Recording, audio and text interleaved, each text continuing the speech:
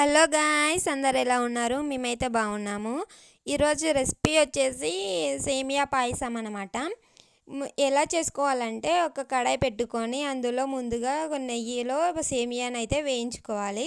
ఎందుకంటే కొంచెం కలర్ వస్తే చాలా మంచిగా కనిపిస్తుంది, టేస్ట్ కూడా మంచిగా కొడుతుంది.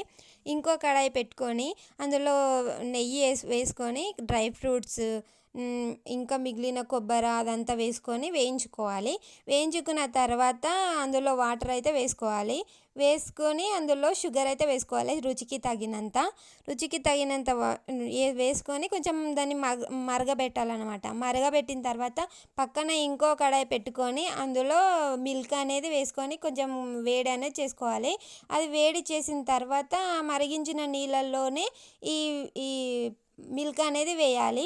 వేసిన తర్వాత ముందుగా వేయించిన సేమియాని అందులో పాలల్లోనే వేసి కొంచెం ఇలాచి పొడి అయితే వేసి మరగబెట్టాలి. అది చిక్కబడేంత వరకు మరగబెట్టాలి గాయస్. మన